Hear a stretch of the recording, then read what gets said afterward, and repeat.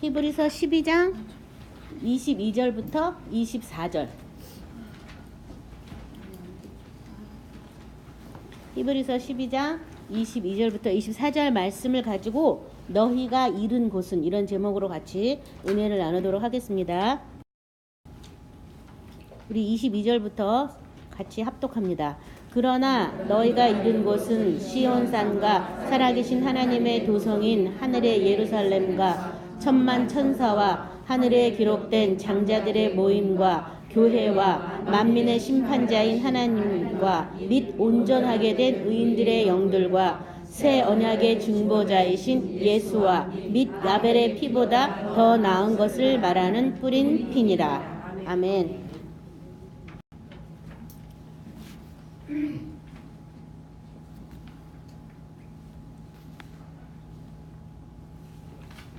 우리가 지난번에 하나님의 건석이라고 예배서서 이제 했던 거 후정했었는데요.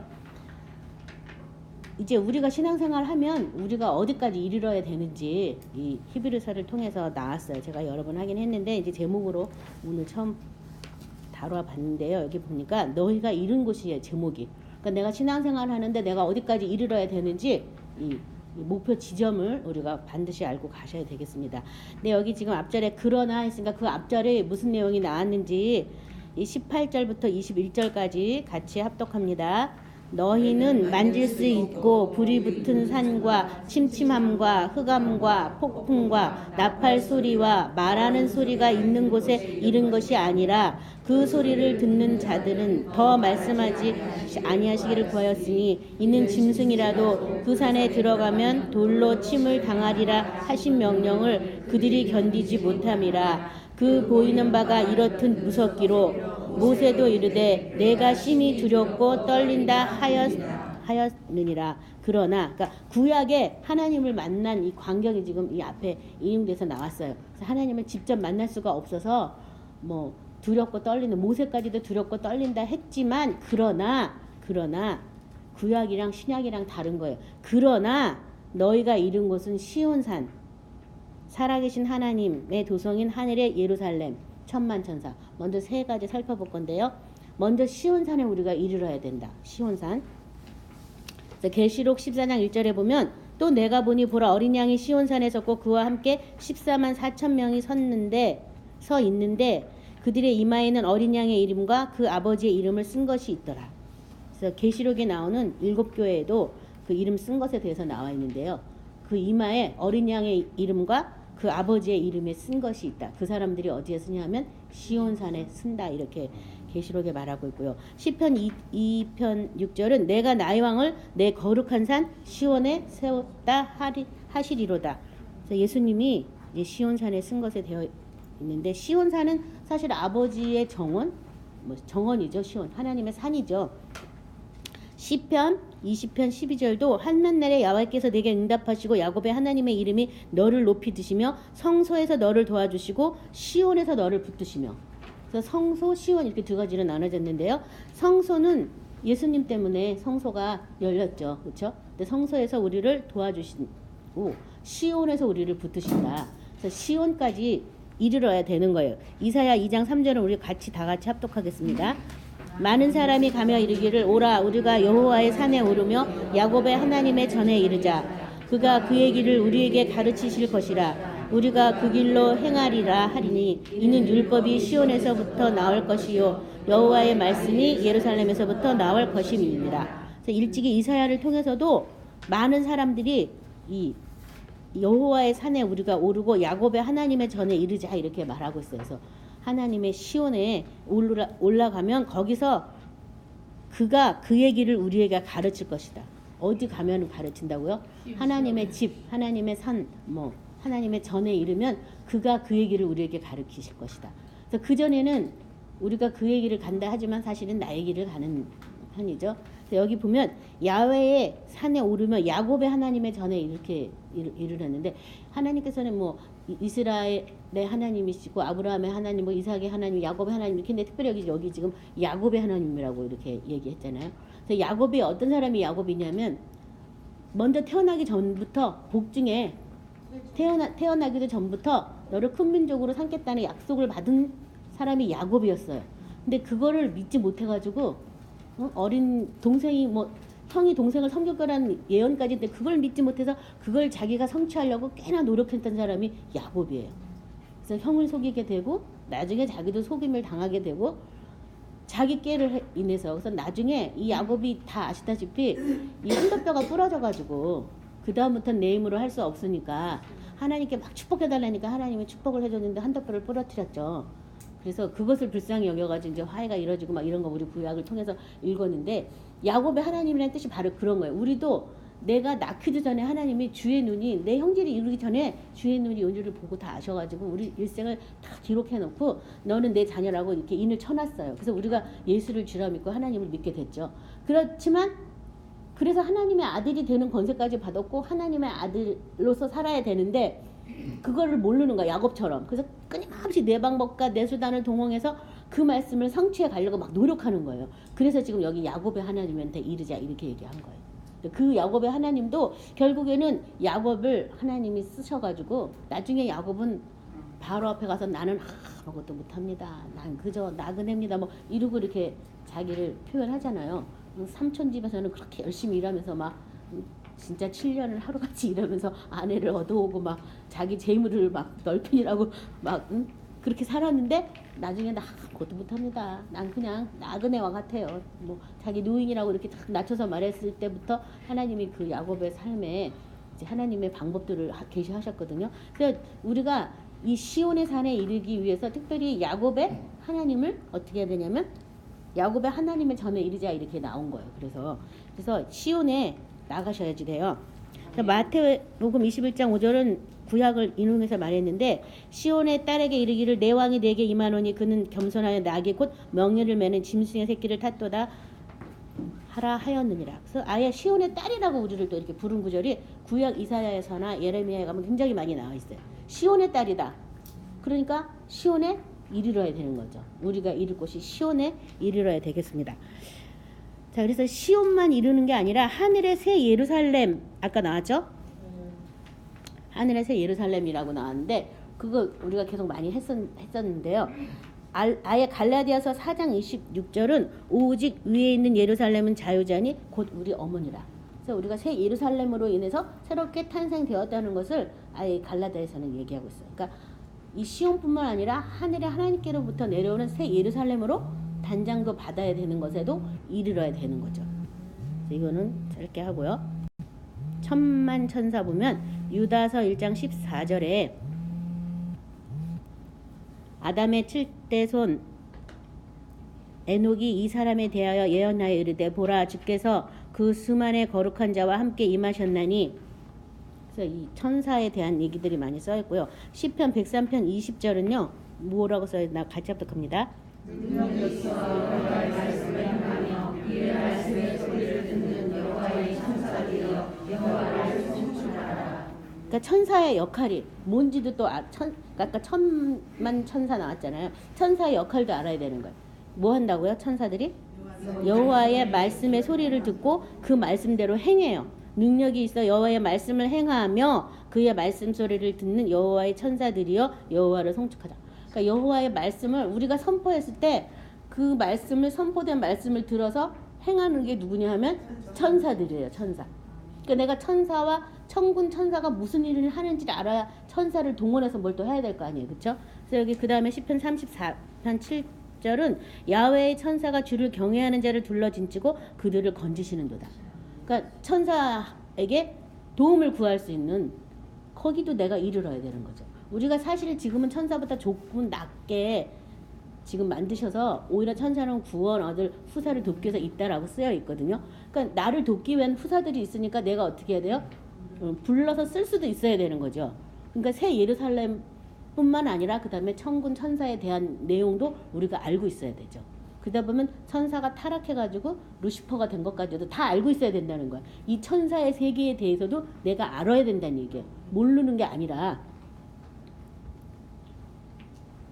그 다음에 23절 하늘에 기록된 장자들의 모임과 교회와 만민의 심판자인 하나님과 및 온전하게 된 의인들의 영. 그 다음에 어디에 이르러야 되느냐? 하늘에 기록된 장자들의 모임에 이르러야 되고 교회에 이르러야 되고 만민의 심판자인 하나님, 그 다음에 온전하게 된 의인들의 영들, 여기에 내가 또 다 이르러야 되는 거예요. 그래서 하늘에 기록된 장자들에 대해서는 출애굽기 4장 22절에 너는 바로에게 이르기를 여호와의 말씀에 이스라엘은 내 아들 내 장자니라.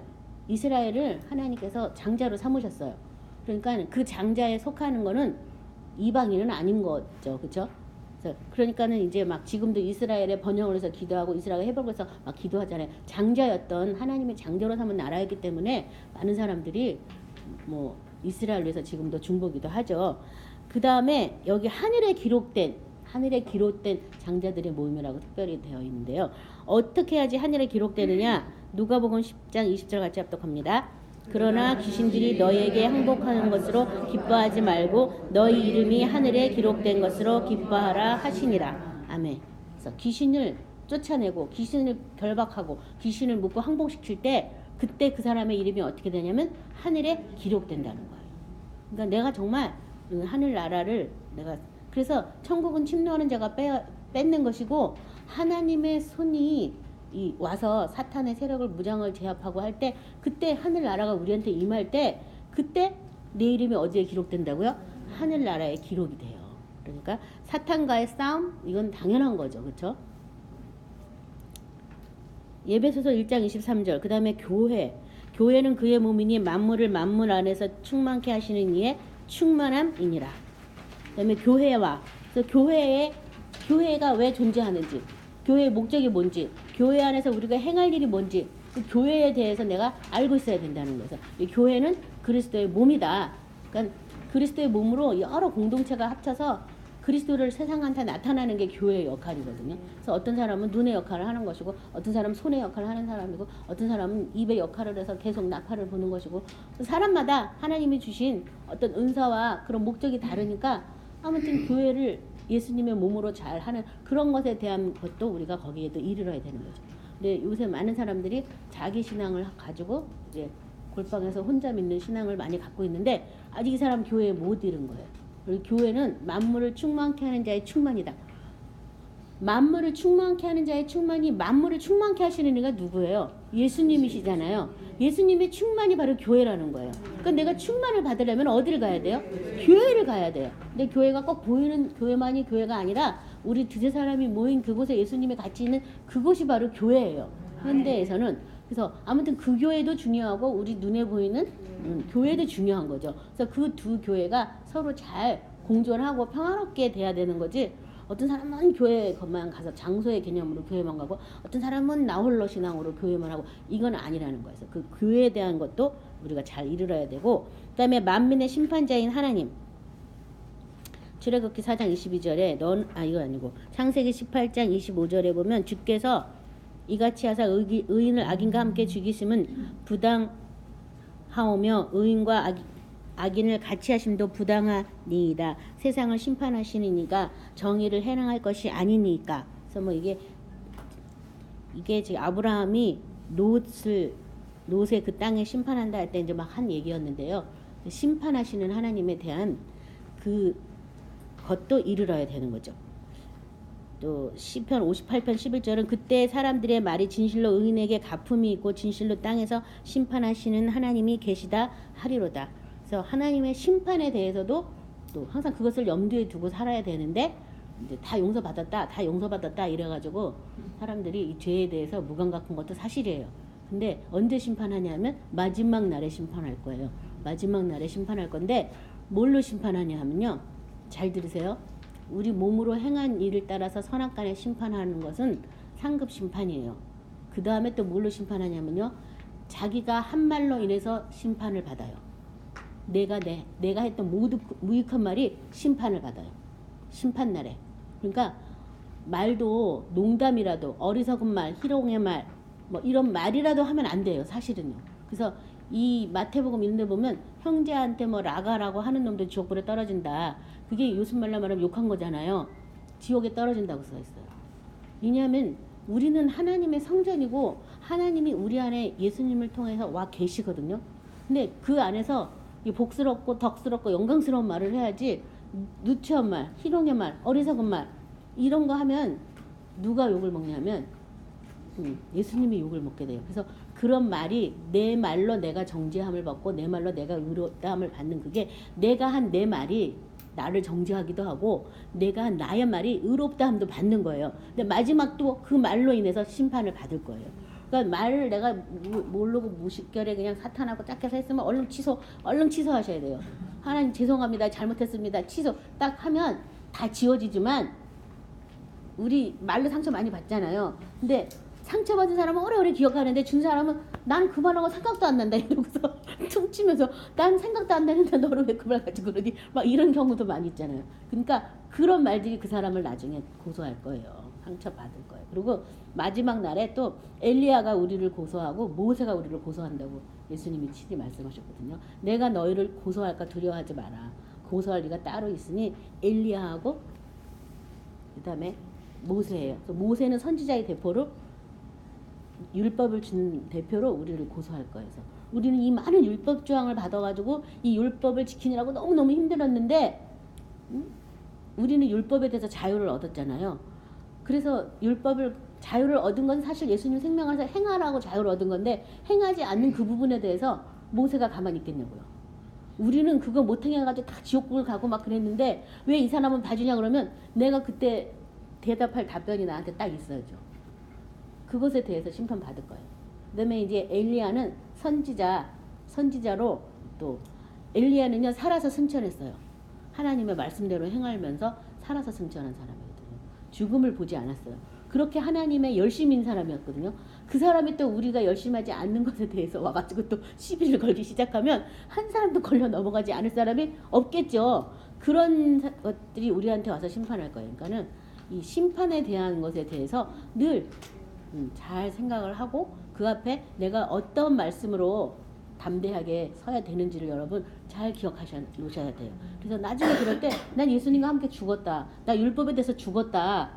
난 은혜로운 거 밖에는 못한다. 뭐 이렇게 담대하게 말할 믿음이 있어야 말할 거 아니에요. 그렇죠? 근데 믿음이 와서 그때 딱 그랬으면 진짜 나 아무것도 안 했는데 어떡하지 하다 보면 지옥으로 가는 거예요. 그게 잘 기억하시기 바랍니다. 그다음에 이제 온전케 된 의인들에 대해서 나오는데요. 창세기 6장 9절에 보면 이것이 노아의 족본이라 노아는 의인이요 당대의 완전한 자라 그는 하나님과 동행하였으며. 그래서 벌써 이렇게 하나님이 인정한 의인이 있었어요. 근데 여기 보면 당대의 완전한 자 하나님이 보시기에 의인이었던 거죠. 노아도 나중에는 술 취해가지고서 옷을 벗고 자다가 그것을 흉본 아들을 어떻게 했어요? 저주했잖아요. 저주. 완전한 자가 어떻게 저주하냐고요? 육을 입고 있으면 어쩔 수 없어요. 당대의 완전한 자고 그래서 당대의 완전한 자라고 쓴 거예요. 그 몸은 아직 예수의 피로 씻음 받거나 사함 받지 못했기 때문에 그 당시로서는 그게 완전한 자란 얘기예요. 지금하고 비교하면 안 돼요. 근데 하나님은 그 사람을 의인이라고 쳤던 이유가 뭐냐면 하나님과 동행했기 때문에 의인이라고 쳐줬어요.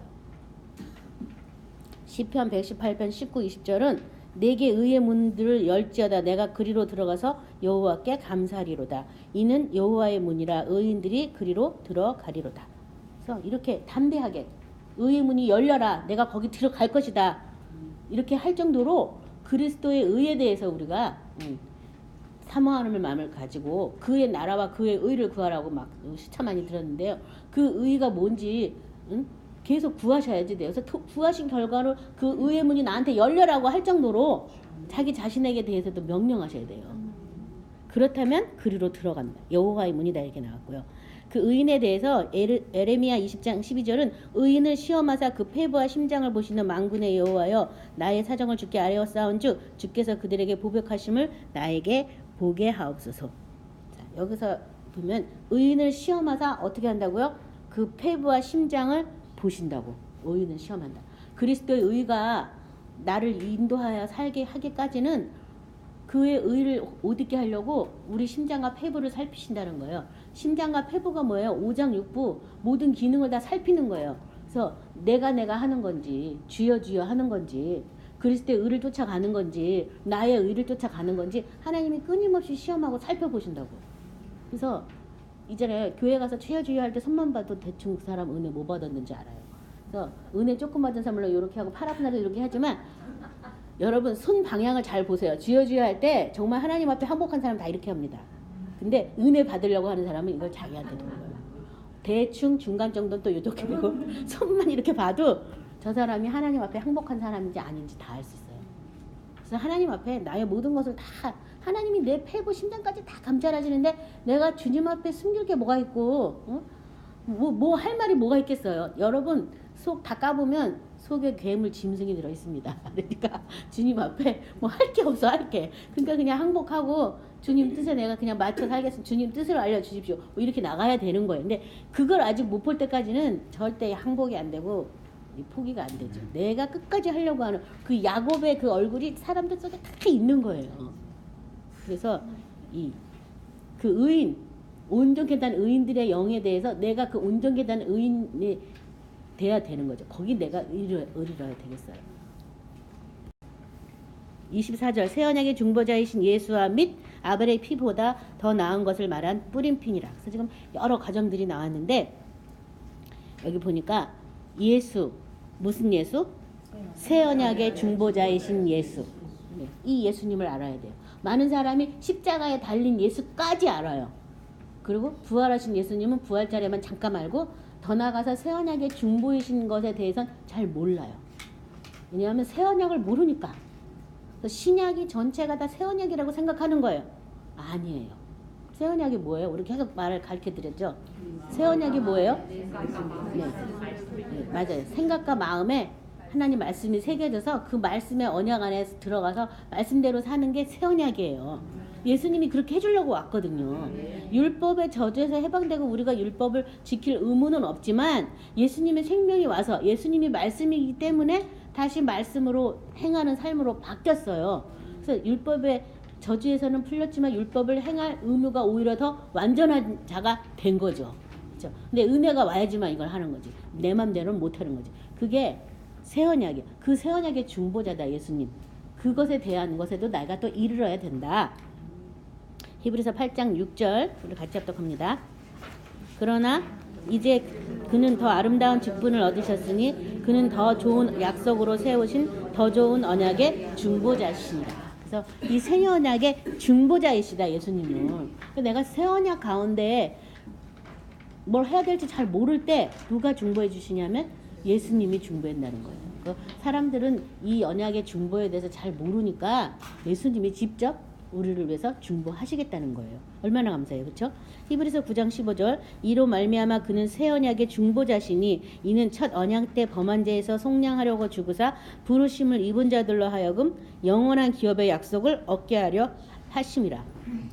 그래서 오히려 영원한 약속 이게 다 하나님 말씀이에요. 말씀을 기억으로 얻게 해주시려고 예수님이 새 언약의 중보자다. 히브리서 11장 4절 그 아벨의 피에 대해서 우리 보겠습니다. 같이 합독합니다. 믿음으로 아벨은 가인보다 더 나아지신 하나님께 의롭다 칭벌을 얻었으니 하나님이 그의 예배에 대하여 칭벌하시니라. 그가 죽었으나 그를 죽어서 하나니라. 아멘. 그래서 아벨의 피, 아벨의 제사. 그 전에 믿음에 대한 장에서 우리 같이 은혜 나누셨죠. 그 제사가 지금도 그 하나님이 그 예물이 얼마나 흡족한 예물인지 지금도 증거하신다고. 그래서 피의 제사, 피 없는 예배가 있어서는 안 된다고 항상 예배 전에 예수의 피를 높이는 그런 것을 제가 같이 하자고 말씀 나눈 적이 있는데요. 그 아벨의 피, 창세기 4장 10절은 이르시되 내가 무엇을 하였느냐 내 아우의 핏소리가 땅에서부터 내게 호소하느니라. 이 아벨을 형이 쳐서 죽였잖아요. 근데 이 핏소리가 땅에서 호소한대요. 피. 모든 생명이 어디에 있어요? 피에 있어요. 피에. 이 피가 호소하는 거야. 하나님 앞에. 나 억울하게 죽었다고. 난 하나님이 하는 대로 해서 했는데 이게 형이 들판에서 나 쳐주겠다고. 아벨의 피가 이렇게 호소를 하는 소리를 하나님이 듣고 계시죠? 그렇다면 예수님이 인간의 죄를 담당하기 위해서 십자가에서 못 박히시고 창에 찔려서 온몸에 물과 피를 쏟으신 그 피도 땅에서 호소할까요? 안 할까요? 하시죠. 그래서 우리가 무슨 죄를 질 때마다 그 피가 하나님 앞에 나가서 호소하죠. 내가 대신 담당했습니다. 담당했으니까 용서해 주십시오. 이렇게 그 피가. 그러니까 이 아벨의 피보다 더 낫게 말한 이 피가 굉장한 피예요. 그 피에도 내가 이르러야 되는 거예요. 그래서 이 세상에 많은 사람들은 뭐 인과응보라는 말도 있지만 자기가 잘못한 걸 자기가 다 받아야 돼요. 심은 대로 걷는다 뭐 이런 거. 끊을 방법이 없는 거예요. 그렇지만 우리는 끊을 수가 있어요. 예수님이 속량 값을 지불했기 때문에. 그리고 그게 내가 아니라고 말할 수도 있어. 어찌 보면 참 뻔뻔한 얘기지. 응? 근데 그게 내가 아니라고도 할 수 있어. 왜냐면 예수님이 지불했기 때문에. 그래 얼마나 감사해요. 그렇죠? 그래서 그 피에 대한, 그 피뿌림에 대한 그 은혜가 거기에도 우리가 이르러야 돼요. 그래서 이 우리 교회 안에 뭐 이런 지금 여기 강대상 논대도 보면 빨간색 이렇게 카페트를 깔아놨는데 이게 다 예수의 피를 상징하는 거죠. 그래서 옛날에는 커튼도 다 빨간색으로 해놓고 옛날에 성경책도 탁 피면 빨간색으로 쫙 칠해 있었어요. 근데 그게 언제부터 금장으로 바뀌더니 언제부터 아예 색이 다 없어지고 뭐 현대교회 되면서 카튼 다 떼버리고 빨간색 다 없어지고 뭐 이 강대상에도 뭐 딴 거 깔아놓고 이렇게 했는데 참 그거는 오히려 더 발전돼야 되는데 좀 잘못된 거죠. 피에 우리가 피 속에 있다는 거를 상징하려고 카텐도 그냥 빨간색으로 착 해가지고 빌로드로 쳐가지고 피 속에 앉아있고 강대상도 그냥 빨간색 착 해놓고 모든 거 다 빨간색으로 해놓고 성경도 다 빨간색 색인 같은데 빨간색으로 싹 해가지고 피면 빨간색 나오고 피 속에 있는 걸 계속 이렇게 할 수밖에 없었는데 지금은 그런 게 많이 있었다는 거예요. 근데 시작은 피에서부터 시작해야 돼요. 그래서 뭐 다른 성경 구절에도 전에 멀리 있던 너희가 그리스도의 피로 가까워졌다는데 피가 없이는 생명이 없어요. 생명이 없다는 건 예수님에 대해서 모른다는 거예요. 나타나지가 않으니까요. 그렇죠? 히브리서 10장 21절부터 22절 또 하나님의 집 다스리는 큰 제사장이 계심에 우리가 마음의 뿌림을 받아 악한 양심으로부터 벗어나고 몸은 맑은 물로 씻음을 받았으니 참 마음과 온전한 믿음으로 하나님께 나아가자. 그래서 여기 지금 하나님의 집 다스리는 큰 제사장이 누구예요? 예수님.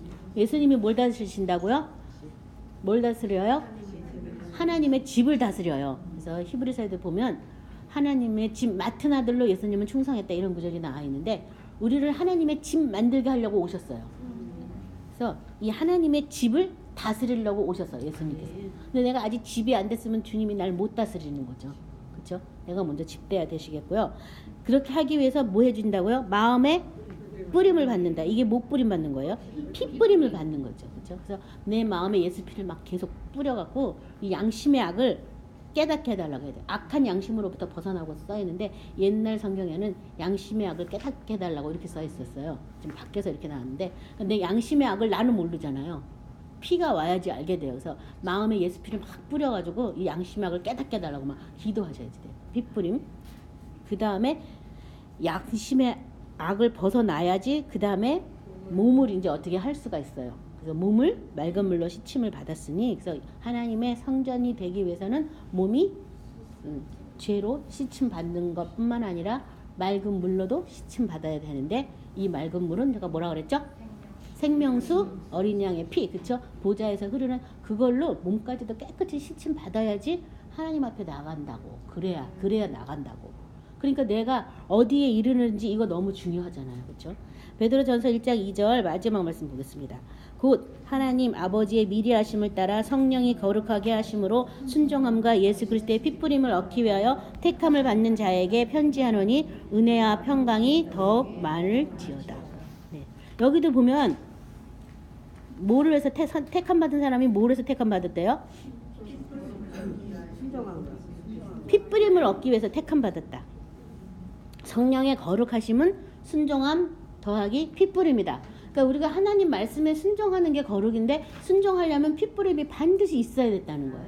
왜냐하면 내 생명을 부인하고 사탄의 생명 방해하는 사탄의 세력을 이렇게 도말하려면 피가 필요해요. 그래서 핏뿌림은 필수예요. 그래서 선택받은 자, 택함 받은 자, 청함은 받은 사람은 많지만 택함 받은 사람 별로 없다고 계속 이게 천국 비유에 나오는데요. 택함 받았다는 것은 핏뿌림 받은 거예요. 그러니까 우리가 어디서부터 시작되냐면 아벨의 피보다 더 낫게 말하는 뿌린 피에서부터 시작하는 거예요. 신앙생활을. 뿌린 피에서 시작해서 그 다음에 새 언약의 중보자이신 예수님을 만나요. 그 다음에는 이 새 언약의 중보자이신 예수님을 통해서 온전하게 된 의인들의 영이 되는 거죠. 그렇죠? 그리고 거기를 넘어서서 만민의 심판자이신 하나님 앞에 나가게 되고 더 나아가서 예수님의 몸인 교회, 그 다음에 하늘에 기록된 장자들의 모임, 그리고 그 위로 천만 천사, 그 위로 하늘의 새 예루살렘, 그 다음에 마지막 시온산까지. 거기까지 이르러야지 신앙생활이 끝난 거예요. 그래서 그것에 대해서 그러니까는 목표를 시온산에 두면 이게 다 되겠죠. 시온산에 두면. 그래서 그 다음 말씀 보겠습니다. 시편 24편 1절부터 10절입니다. 같이 합독합니다. 제가 홀수 있고 짝수 있고 교독하겠습니다. 땅과 거기에 충만한 것과 세계와 그 가운데 사는 자들은 다 여호와의 것이로다.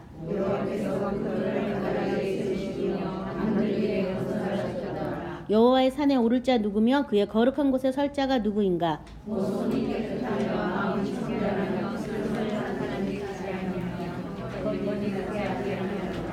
그는 여호와께 복을 받고 구원의 하나님께 의를 얻으리니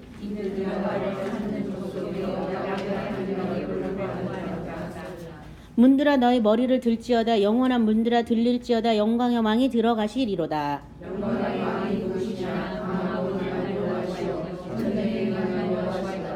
문들아 너희 머리를 들지어다 영원한 문들아 들릴지어다 영광의 왕이 들어가시리로다. 영광의 왕이 누구시냐? 만군의 여호와께서 곧 영광의 왕이시로다. 여기 보면은 이 세상의 모든 것이 다 누구 거래요? 여호와의 것이로다. 1절 보면 모든 것이 다 여호와의 것이에요. 그리고 야훼께서 그 터를 바다 위에 세우고 강두리에 건설하셨다. 이거 제가 그 전에 다 했던 말씀이었는데 이게 뭔 말이에요? 창세기 1장으로 넘어가면 하나님의 신이 수면 위에 임하여 있었죠. 흑암과 혼돈이 깊은 곳에 있고 하나님의 신이 수면 위에 있은 다음에 말씀이 있어 가라사대 빛이 있으라 하셨잖아요. 그래서 수면과 바다 위에 건설하셨다. 그 얘기고요. 그 다음에 여호와의 산에 오를 자가 누구며 그 거룩한 곳에 설 자가 누구냐. 이것이 이제 우리의 답이 있어요. 곧 어떤 사람? 손이 깨끗하며 마음이 청결하며 뜻을 허탄한 데 두지 아니하며 거짓 맹세하지 아니하는 자로다. 손이 깨끗하다. 손, 행하는 게 깨끗하다는 얘기죠. 그렇죠? 그 다음에 마음이 청결하다. 마음이 청결한 자는 하나님을 볼 것이며 이렇게 얘기했는데 마음이 청결하다. 또 뜻을 허탄한 데 두지 않는다. 거짓 맹세하지 않는 이 사람. 그 사람들은 여호와께 복을 받고 구원의 하나님께 뭐를 얻는다고요? 의를 얻는다 하면서 또 5절에 뭐라고 나오냐면요. 이는 야훼를 찾는 족속이요 야곱의 하나님의 얼굴을 구하는 자로다. 아까 야곱의 하나님의 전에 이르라 그랬는데 여기도 또 야곱의 하나님의 얼굴을 구하는 자로다 이렇게 나온 거죠. 그런 사람들이 하나님의 산 시온에 올라갈 수가 있고요. 그 올라가서 하는 노래가 이 7절부터 끝에요. 여기 보면 문들아 너희 머리를 들릴지어다 영원한 문들아 들릴지어다 영광의 왕이 들어가시리로다. 내 안에 영광의 왕이신 예수님이 들어오니까 아까 뭐 의의 문은 열릴지어다 우리가 들어간다고 막 써 있잖아요. 이 내 안에 계신 예수님이 누구냐면 영광의 예수님. 부활하셔서 하나님 보좌 위에 앉아있는 영광의 예수님. 그 예수님이 내 안에 들어오는데 그분은 어떤 하나님이냐면 전쟁에 능한 하나님, 강하고 능한 여호와시라고. 그분이 내 속에 들어와서 살고 있는 그 사람이 하나님의 시온산에 오른 거예요. 그래서 신앙생활 대충 교회만 다니고 믿기만 하면 구원받고 천국 간다 이렇게 믿었다면 그거는 이제 시작한 것이고 점점 온전한 길로 우리가 나가셔야 되는데 내가 어디에 이르러야 되느냐 그것에 대해서 오늘 살펴봤어요. 그래서 내가 아주 뿌림표에 대해서 잘 모르면 그걸 또 많이 하셔야 되는 거예요. 아발의 피보다 더 낫게 말아. 그럼 뿌림 피게 막 해야 되고 내가 이제 새 언약에 대해서 좀 알게 됐다면 새 언약의 중보이신 예수님한테도 막 가야 되는 거예요. 그래서 내가 예수님의 의로서 살게 돼서 온전케 된 의인이라고 하면은 그 온전케 된 의인의 영으로 또 어떻게 해야 되는지 그 위에 이렇게 해가지고 나중에는 하나님의 산인 시온까지 이르러야 되겠습니다. 그래서 구약의 사람들은 거기 이르지도 못하고 뭐 빨리 그냥 우리 떨어져 막 이렇게 했지만 우리는 이미 너희가 이른 곳은 이러고 나왔잖아요. 성경에 아까 1절에 그렇죠? 너희가 이른 곳은 이게 아니냐. 그러니까 우리가 어디에 여기에 이르러야 되겠습니다. 그래서 시온에 이르는 걸로 목표를 향방을 딱 두시고 기도 생활 하시기 바랍니다. 오늘 말씀 생각하면서 다 같이 기도하겠습니다.